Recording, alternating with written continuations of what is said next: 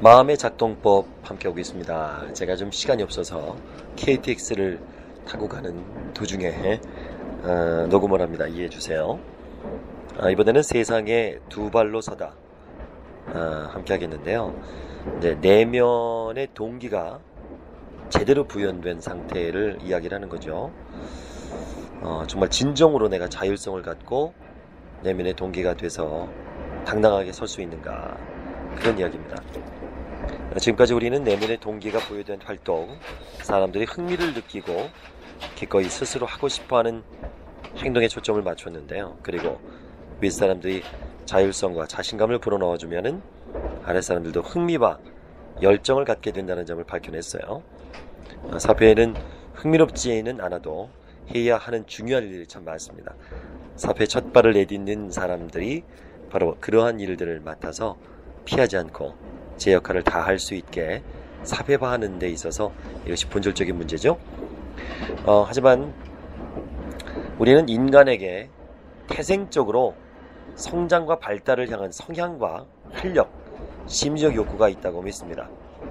이러한 접근법에서 내면화는 아이가 주도적으로 외부의 지시를 내부의 지시로 전환하는 과정입니다.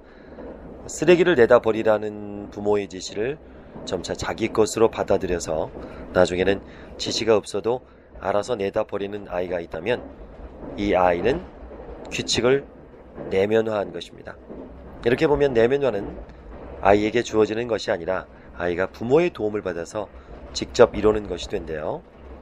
아이는 부모가 지은 책임을 받아들였습니다. 물론 여기에서 아이를 사회화하는 부모의 내면화를 쉽거나 어렵게 만드는 데 있어 중요한 역할을 담당하죠. 하지만 내면화를 실제로 이루는 주체는 부모가 아니고요, 아이입니다. 그걸 잊으면 안 돼요. 무조건 시킨다 그래서 복종하는 것이 아니라 진정 내가 그것을 이해하고 내 자신을 설득했냐의 차이죠. 자, 내면화하는 거 크게 두 가지로 구분할 수 있습니다. 자, 인트로젝션, 이게 사전을 찾아보면 이렇게 돼 있어요. 흡수, 타인 것을 받아들이는 거, 이렇게 돼 있어요.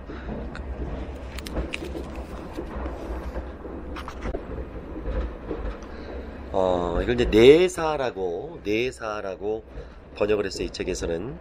앞으로 내사라는 단어가 많이 나올 텐데요. 그러니까 내사라 그러면 뭔가를 소화하기보다는 그냥 섭취한 거죠. 소화가 아니라 섭취. 소화하지 않고 그냥 먹어버린 거죠. 엄격한 규칙이 내리는 요구와 명령에 그저 허둥지둥 복종하는 상황을 얘기한 거죠.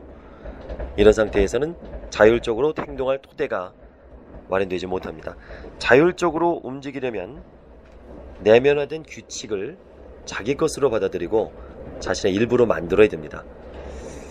우리는 흔히 자기가 속한 집단의 가치와 규칙을 받아들인 연후에 그에 따라 행동하죠. 이 과정이 불완전하게 진행되면 이제 내사로 이어지는 겁니다. 해야 할 일, 하지 않으면 안 될 일의 형태를 띤 내면화가 일어나는 것이죠. 아버지의 사업을 이어받은 아들이 경험을 성공적으로 통합했다면 업무에서 자율적일 수 있습니다. 그 길을 강요받은 것이 아니라 선택한 것이라고 느낄 거죠. 반면에 이 과정이 제대로 진행되지 않았다면, 그래서 소화 흡수가 충분히 이루어지지 못했다면 의무감과 부담감에 시달릴 것입니다. 그 결과는 다양한 모습으로 나타나겠죠. 자, 첫 번째, 경직된 의무적 복종입니다. 의무적으로 복종하는 거. 두 번째, 여러 가지 내사가 한꺼번에 일어나서 어떠한 내사도 결정적인 영향력을 발휘하지 못하는 상황이 일어날 수 있습니다. 결국 마음은 차갑게 얼어붙어 있으면서도 외면하지는 못하는 상태가 계속되는 거죠. 자, 만약에 가업을 물려받았지만 제대로 통합하지 못한 젊은이가 있어요. 해야 할 일은 일이라는 생각이 떠맡겨지긴 했지만 무력감을 느낀 거죠. 그래서 사업을 해나가면서 결국 실패하게 되죠. 자기는 열심히 했는데 우는 소리로 상황이 안 좋아졌다 이런 얘기를 하는데 결국 내사 때문에 실패하게 된 겁니다. 셋째는 직접적인 저항의 형태로 나타날 수 있어요. 법조인 가문의 아들이 부모의 기대와는 달리 변호사가 되지 않고 오히려 범법 행동을 한다든지, 목사의 딸이 가수가 돼서 무신론적인 행동을 담은 노래를 부른다든지 하는 경우가 이에 해당합니다. 날 통제할 수 없어요. 누군가에게 결정권이 있는지 보여드리죠. 뭐 이렇게 저항하는 걸 얘기하는 겁니다. 리처드 라이언과 웬디 그로닉이 로체스터 대학에서 진행한 연구를 좀 보겠습니다. 이들은 초등학생들의 숙제하기가 가치와 규칙을 내세한 결과인지 아니면 스스로 통합한 결과인지를 평가했어요. 또 교사들에게는 학생들이 각자 어느 정도나 동기부여됐는지 표시하게 하고요. 학생들에게도 학교 생활을 얼마나 열심히 하는지 스스로 평가하게 했습니다. 즉 교사들의 평가나 학생들의 자기 평가로는 학생들의 동기부여가 내사의 결과인지 통합의 결과인지 직접 알 수가 없었습니다. 규칙을 내세한 정도가 높은 학생들은 교사에게도 동기부여 점수를 높게 받았고요. 학생들 본인도 동기부여가 잘 있다고 생각했던 겁니다.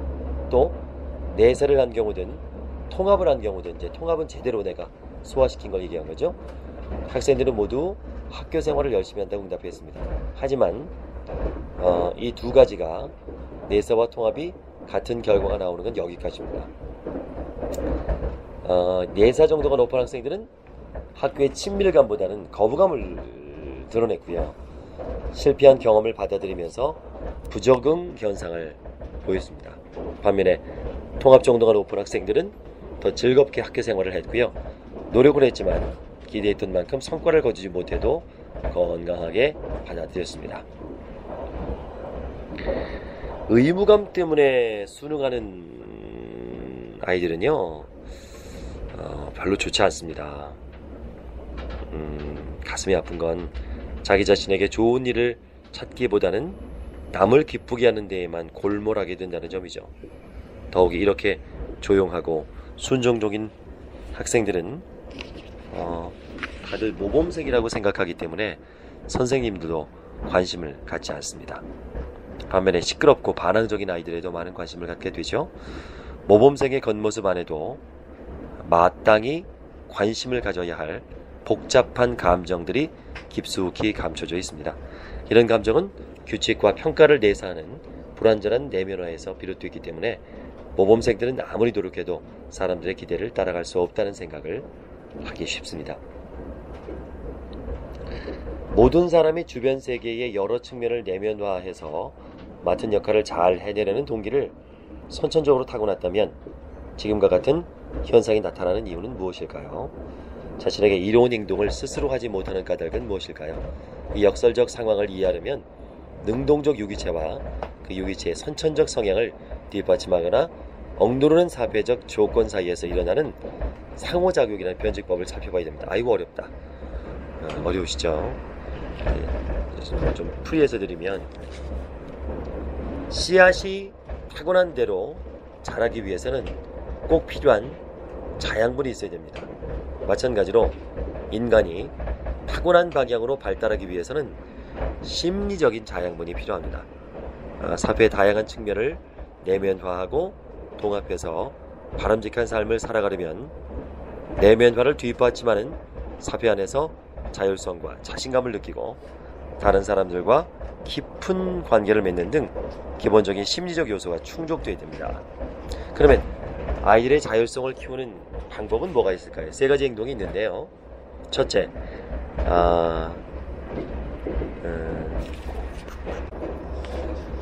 재미없는 과제를 왜 해야 되는지 설명해야 됩니다. 아이들에게 바닥에 장난감을 치우라고 할 때는 왜 그래야 하는지 이유를 설명해야 됩니다. 이를테면 누가 밟아서 부서질 수도 있고 아니면 블록 조각을 잃어버릴 수도 있다는 식으로 말하는 거죠. 두 번째, 사람들이 그 과제를 하고 싶어 하지 않을 수도 있다는 점을 염두에 둬야 됩니다. 퀴치너와 라이언이 몇몇 학생들과 학자들과 공동으로 진행한 연구에서 아이들에게 자리를 정돈하라고 자율성의 한계를 정해줄 때는 아이의 감정을 인정하는 것이 무엇보다 중요하다는 사실이 드러났습니다. 내면의 동기를 훼손하지 않고 자율성의 한계를 지키게 할 때도 그들의 감정을 인정하는 게 중요합니다. 우리는 감정을 인정하는 것이 피험자들이 재미없는 행동의 규칙을 통합하게 하는데도 도움이 될 거라고 봤습니다. 마지막으로 참여를 이끌어내는 말을 할 때도 통제하거나 압박한다는 느낌을 받지 않게 조심해야 한다고 생각했습니다. 우리는 이 명령하기보다는 권유하려고 했고요. 통제하기보다는 선택하게 했습니다. 이유를 제시하고요. 그들의 감정을 인정하고 압박하지 않습니다. 우리는 실험 진행자에게 이 세 가지 요소의 변화를 줘서 실험을 진행했어요. 효과는 바로 나타났죠? 세 요소 모두가 내면화 정도를 높였던 겁니다. 세 요소를 모두 지켰을 때는 하나도 지키지 않을 때에 비해서 내면화 정도가 훨씬 높았습니다. 재미없는 과제를 할 때 왜 해야 되는지 충분히 설명해야 된다. 그리고 그 과제를 하고 싶어하지 않을 수도 있다는 점을 염두에 둬야 된다. 강요하지 말라는 거죠. 마지막으로 참여를 이끌어내는 말을 할 때는 통제하거나 압박하는 느낌을 받지 않게 조심해야 됩니다. 이 세 가지만 기억하면 되겠어요?